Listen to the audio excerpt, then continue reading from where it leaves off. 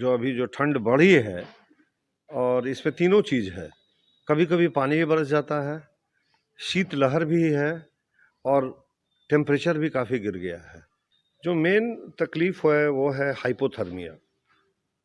Hypothermia बोलते हैं कि जब शरीर का तापमान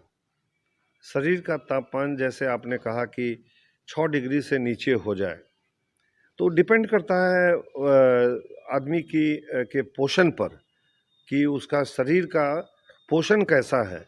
यदि कुपोषण का शिकार है कोई आदमी, तो उसके उसके शरीर में फैट का लेयर बहुत कम होता है। तो जब टेम्परेचर गेन से ज़्यादा होने लगे और एक स्थिति ऐसी बन जाए कि उसके सिम्टम आने लगे। सिम्टम होता है कि उसका हाथ पैर ठंडा होने लगेगा, खासकर बच्चे में। यदि पैर ठंडा है, तलवा ठंडा है, तो उसको ठंड का असर है। लेकिन यदि उसका छाती और लंग्स पर हाथ रखेंगे और वो भी ठंडा मिले, तो बच्चा को तो पक्का हाइपोथर्मिया है। दूसरा, जैसे लोग शिथिल हो जाता है, जानवर शिथिल हो जाते हैं, सांप बिल में चला जाता है, चूहा बिल में चला जाता है, आदमी भी सुस्त हो जाता है। और हाइपोथर्मिया के लक्षण में उसका हिलना डुलना कम हो जाता है, उसके सांस की रफ्तार कम हो जाती है, उसका पल्स रेट कम हो जाता है और वो धीरे धीरे सांस लेता है। एक सांस जो है और पल्स में 4 का अनुपात होता है। 72 यदि पल्स है तो 18 बार उसको श्वास की प्रक्रिया होती है, जो दिखाई नहीं पड़ती है, लेकिन आप 18 बार सांस लेते हैं। 4:1 का रेशियो होता है, ये बदल जाता है।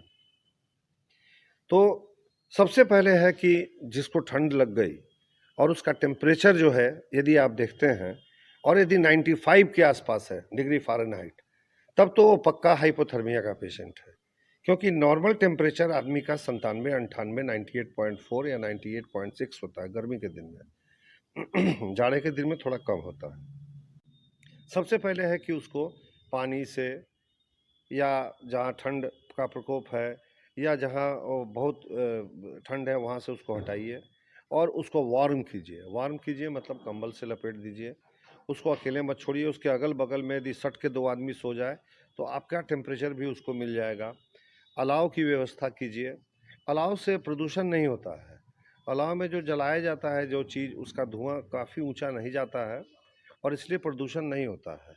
और जब हवा चलती है तो ये धुआं भी छट जाता है।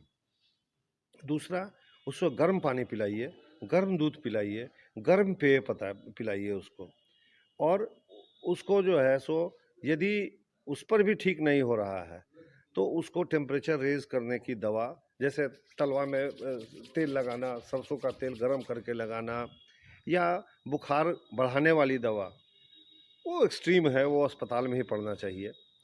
और जो सबसे ज़रूरी है कि हर आदमी को सीपीआर, कार्डियोपल्मोनरी रिससिटेशन, जानना चाहिए। ये हर अस्पताल में, हर बाज़ार में हेल्थ वर्कर का काम है या डॉक्टर का काम है कि वो जैसे मदारी अपना खेल दिखाता है, उस तरह से दिखाए कि आप जब इसको हार्ट को 4 बार प्रेस कीजिए और 1 बार मुंह से सांस दीजिए, तो 4 और 1 का रेशियो चलेगा, तो उसका हार्ट का रेट बढ़ जाएगा और उसका रेस्पिरेशन का रेट बढ़ जाएगा और पेशेंट तुरंत इम्प्रूव करने लगेगा।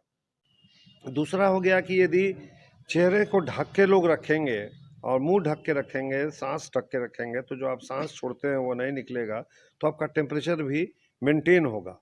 आप जो सांस लेते हैं वो सांस भी हवा गर्म आती है, और गर्म आती है तो वो यदि आप रोक के रखेंगे तो दोनों काम होगा।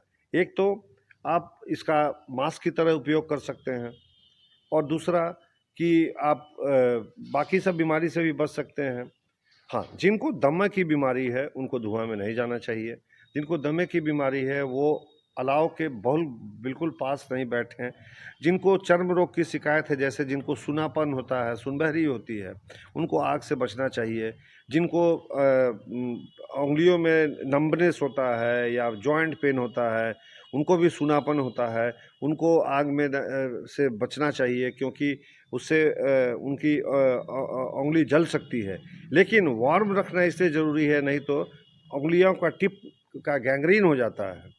एज ए सर्जन हम बताना चाहते हैं कि जाड़े के दिन में खासकर जिस पेशेंट सबको गठिया की बीमारी है, उसको दूसरे रूप में बोलते हैं कि रेनॉल्ड्स फिनोमेना होता है, या जो बहुत बीड़ी पीते हैं वो ये समझते हैं कि बीड़ी पीने से शरीर में गर्मी जाएगी, दारू पीने से शरीर में गर्मी जाएगी, ये मिथ है।